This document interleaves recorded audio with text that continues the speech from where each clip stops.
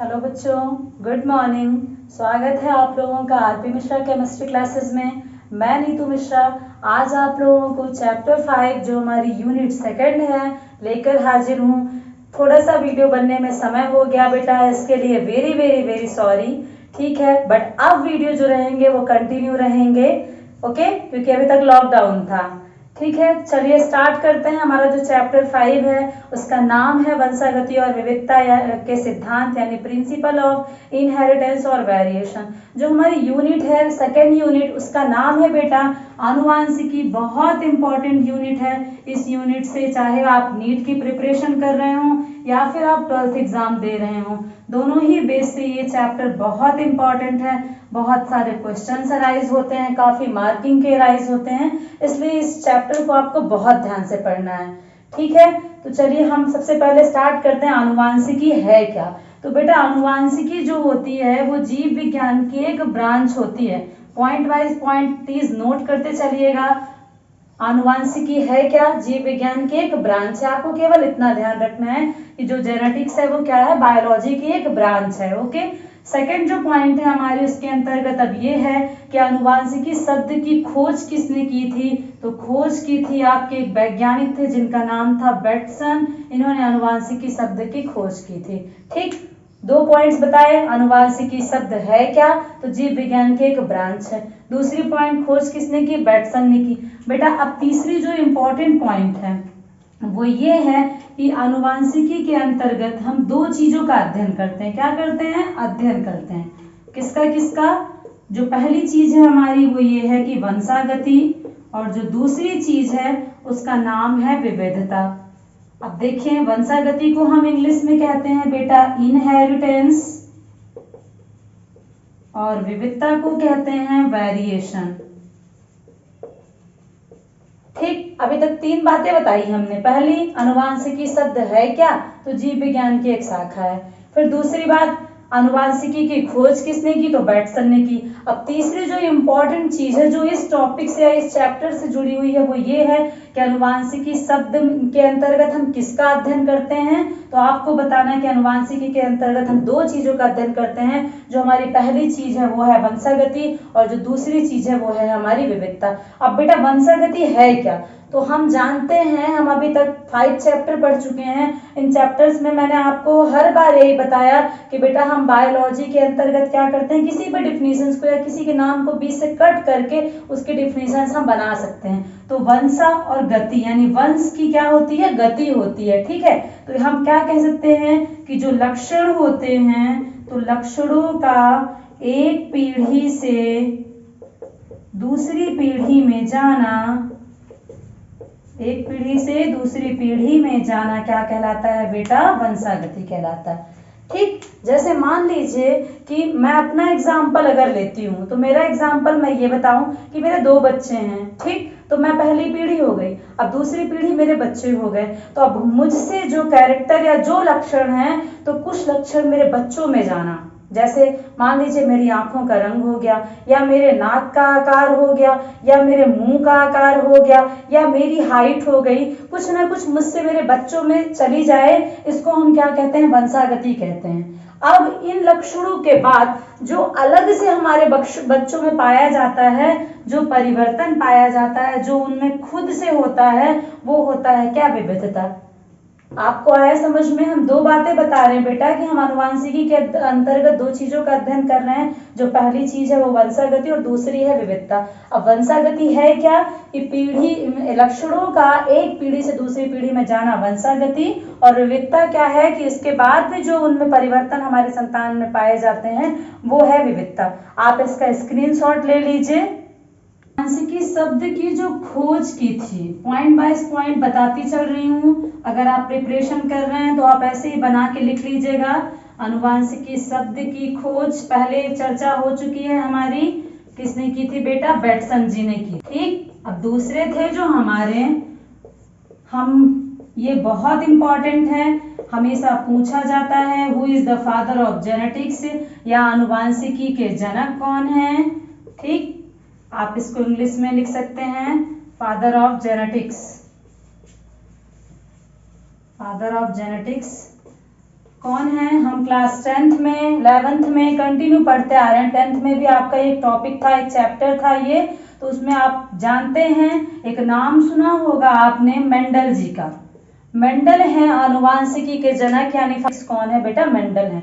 Mendel ने एक पौधे में अपना अध्ययन किया था, अपना रिसर्च किया था, और उस पौधे का नाम था बेटा उद्यान मटर। जंगली मटर नहीं, दो प्रकार के मटर होते हैं। उद्यान मटर जो गार्डन में हमारे उगता है, गार्डन पी से हम बोलते हैं, और इसका बॉटेनिकल नेम, और बात ध्यान से सुनिएगा, आप 11th क्लास में आपने स्टडी की हुई है कि हम जब किसी जंतु का नाम लिखते हैं तो उसे हम जूलॉजिकल नेम पढ़ते हैं, और यदि हम किसी पौधे का नाम लिखते हैं तो उसे हम बॉटेनिकल नेम पढ़ते हैं। ठीक है, तो इसका उद्यान मटर का बॉटेनिकल जो नेम होगा वो होगा पाइजम और सटाइवम। और चीज सुन लीजिए, जो फर्स्ट नाम होगा वो कैपिटल लेटर में होगा, और जो सेकंड नाम होगा वो हमेशा के हमेशा स्मॉल लेटर में हम यूज करते हैं। ठीक, अब जो थर्ड पॉइंट है हमारी जो है वो ये है कि आधुनिक आनुवांशिकी के जनक कौन है? ये क्वेश्चन अराइज होते हैं। आधुनिक आनुवांशिकी के जनक इंग्लिश में हम इसे कहते हैं modern genetics, father of modern genetics आप बोल सकते हैं। कौन है बेटा? तो फादर ऑफ आनुवांशिकी के जनक बेटसन, और आधुनिक आनुवांशिकी दो बार है ना। आधुनिक का मतलब ये कि जब मेंडल जी ने खोज की थी तब 16 मतलब बहुत पहले खोज की थी, और उसके बाद उसी को मॉडर्न तरीके से यानी नए तरीके से फिर कौन लाए? तो वो थे आपके बेटसन थे। ठीक, फिर उसके बाद एक आएगा आपका प्रायोगिक आनुवांशिकी के जनक, इसको हम इंग्लिश में बोलेंगे बेटा, प्रायोगिक को बोलते हैं एक्सपेरिमेंट, हमारे मॉर्गन जी हैं। ठीक, अब एक लास्ट पॉइंट है जो हमारी वो ये है कि मानव आनुवांशिकी यानी मानव आनुवांशिकी लिखते हैं ह्यूमन जेनेटिक्स के फादर यानी पिता कौन है? मानव आनुवांशिकी के पिता हैं हमारे गैरोड। ये नाम आपको बहुत ध्यान रखने हैं हर जगह। या तो आप नीट की प्रिपरेशन करोगे फिर भी ये नाम आपको मिलने वाले हैं, यदि आप 12th में हैं तो कुछ भी पूछ सकता है आपसे, हो सकता है कभी ये पूछ ले कि ये तो बहुत इंपॉर्टेंट है, हमेशा पूछता है आनुवांशिकी के जनक कौन है। इसके अलावा बाकी सब भी इंपॉर्टेंट है। इसका आप स्क्रीनशॉट ले लीजिए और ऐसे लाइन बाय लाइन लिख लीजिएगा। अब आगे हम स्टार्ट करते हैं बेटा जैसे हम ये बोले कि हमको घर बनाना होता है, तो घर बनाने में हमको छत तो ठीक है, पर छत से भी ज्यादा जरूरी क्या है? दीवार है। नींव क्या है? दीवार है हमारी। अगर दीवार का सपोर्ट नहीं मिलेगा तो छत हमारी नहीं रुकेगी। एज हमें इस चैप्टर में आगे पढ़ने के लिए कुछ चीजों को और कुछ नामों को जानना बहुत जरूरी है।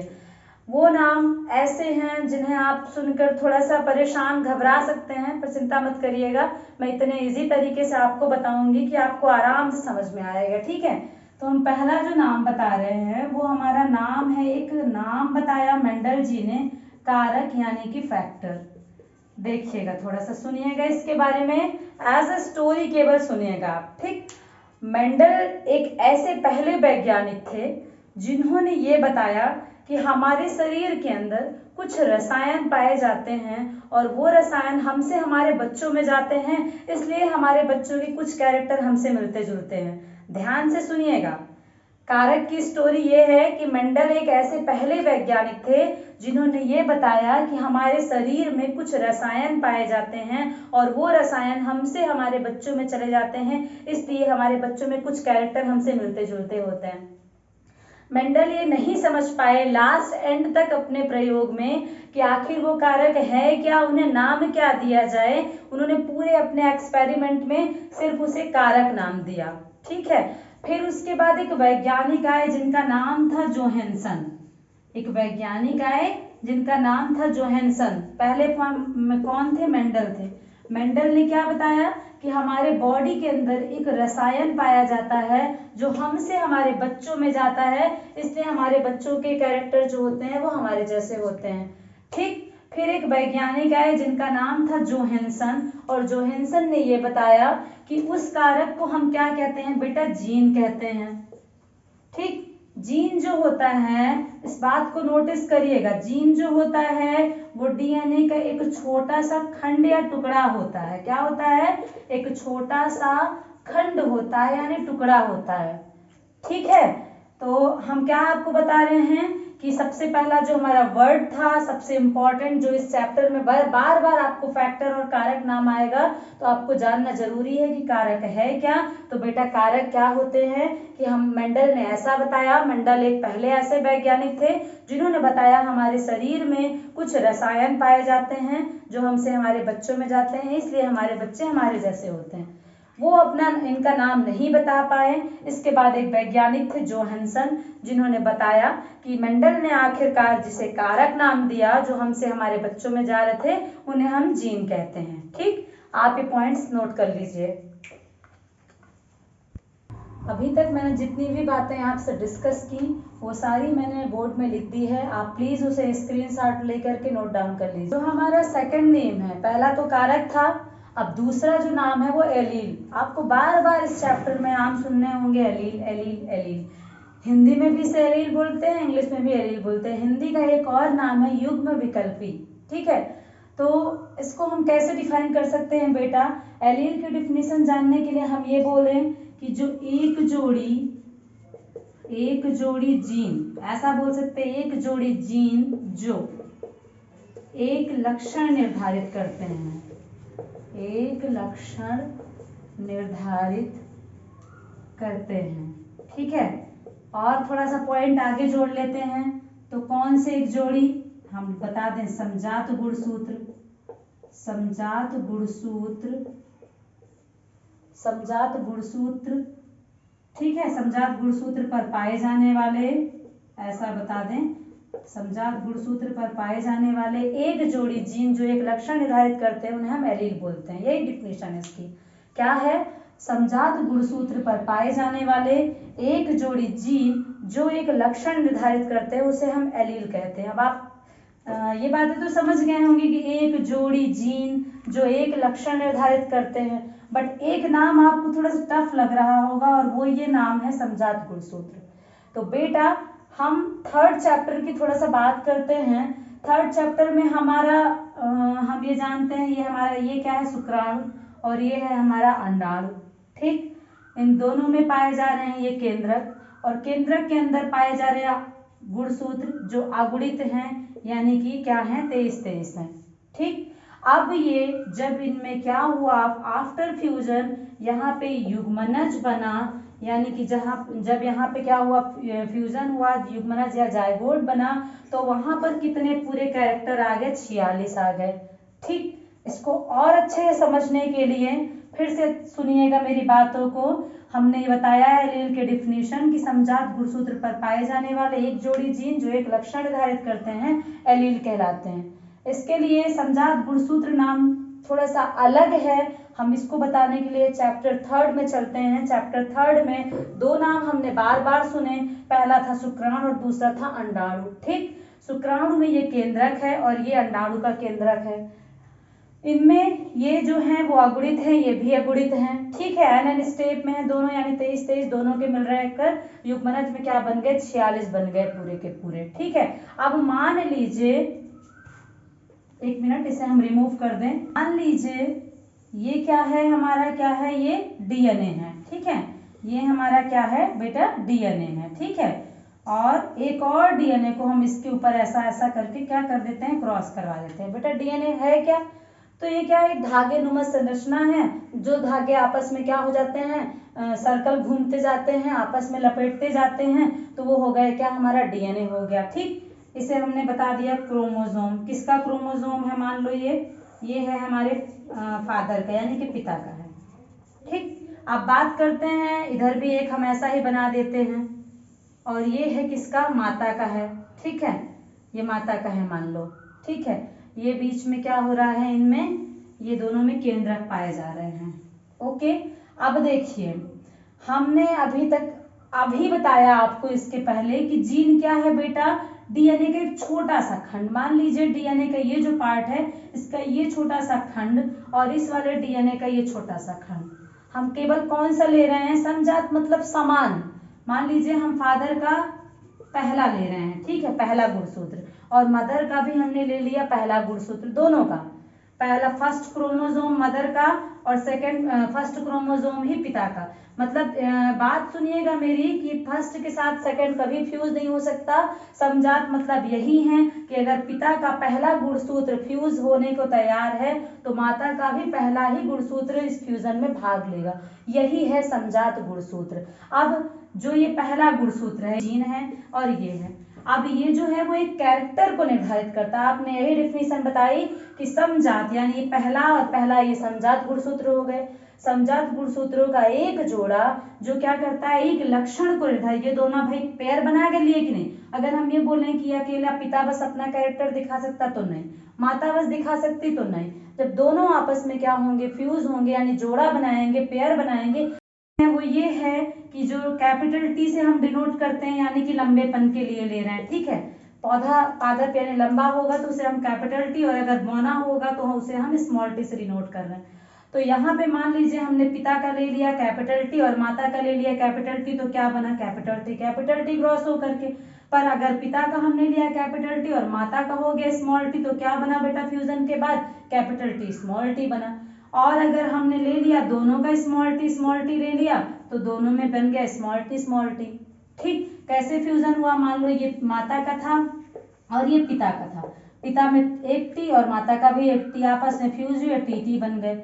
अगर यहाँ पे एक टी और ये है तो ये बन गए, अगर यहाँ पे दोनों जगह पे स्मॉल टी है तो ये बन गए।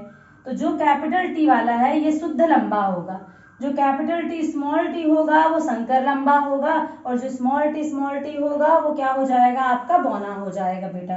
ठीक, तो हमने जो एलील की डेफिनेशन बताई वो यही बताई कि समजात गुणसूत्र पर एक जोड़ी जीन जो केवल एक लक्षण को निर्धारित करता है, यानी कि यहाँ पे जो एक जोड़ी जीन होगा वो सिर्फ एक लक्षण ही बताएगा, या तो पौधा लंबा या बौना। ओके, अभी तक जो भी बातें मैंने बताई एलील के बारे में वो सब मैंने यहाँ पे लिख दिया है, आप इसको स्क्रीनशॉट लेकर के नोट डाउन कर लीजिए अपने नोट्स में। थर्ड जो पॉइंट है उसका नाम है समयुग्मनज यानी होमोजाइगस। आप देखिए इसमें भी दो नाम को जोड़ करके सम और युग्मनज, ठीक है। सम यानी हो गया बेटा समान, और युग्मनज का मतलब हो गया समान, और युग्मनज का यानी हो गया जो क्या करे, युग्मक बनाते हों, जो युग्मक बनाते हैं, ठीक है, जो युग्मक बनाते हैं यानी समान युग्मक को जो बनाते हैं वो हो गए समयुग्मनज। अभी मैंने इसके पहले डिस्कस किया आपसे, क्या किया कि जो पौधे होंगे हम मान लीजिए लेते हैं लंबेपन के लिए तो कैपिटल टी ले लिया, एक और कैरेक्टर अगर होता है कैपिटल टी स्मॉल टी, तो ये हो गया किसके लिए, दोनों लंबापन के लिए हो गया। ठीक, जैसे कि मैंने चर्चा की कि माता का है और पिता का है, तो पिता का अगर हमने ले लिया आपका पांचवा गुणसूत्र और माता का भी पांचवा गुणसूत्र, और दोनों गुणसूत्र मिलकर के केवल लंबेपन को निर्धारित करते हैं, तो ये हो गया हमारा समयुग्मनज। अब इसी से जुड़ा एक और नाम आता है, जस्ट इसी का अपोजिट है, वो क्या है बेटा, विषमयुग्मनज। नाम से समझ रहे होगे, अगर ये सम मतलब समान तो ये क्या हो गया विषम, इंग्लिश में से हम बोलते हैं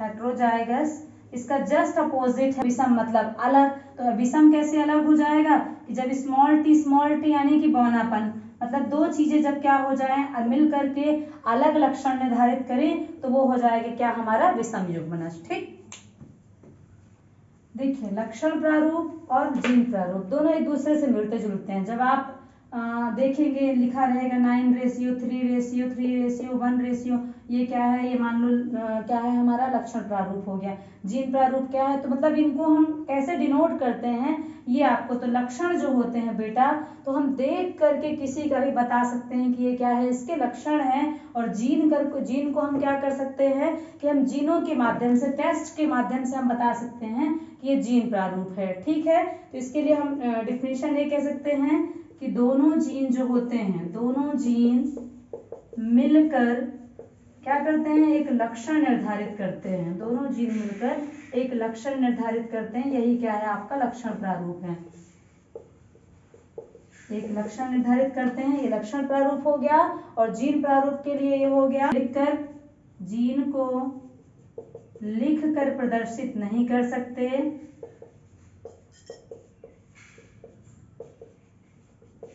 नहीं करते हैं, निर्धारित करता है फिनोटाइप को। ठीक है, मतलब जो जीन प्रारूप होता है वो लक्षण को क्या करते हैं, निर्धारित करते हैं। ठीक, अब जो दो चीजें बीच में रह गई थी वो ये थी कि समयुग्मनज और विषम युग्मनज की खोज बेटसन ने, और लास्ट में जो जीन और लक्षण प्रारूप था इनका खोज जोहानसन ने की।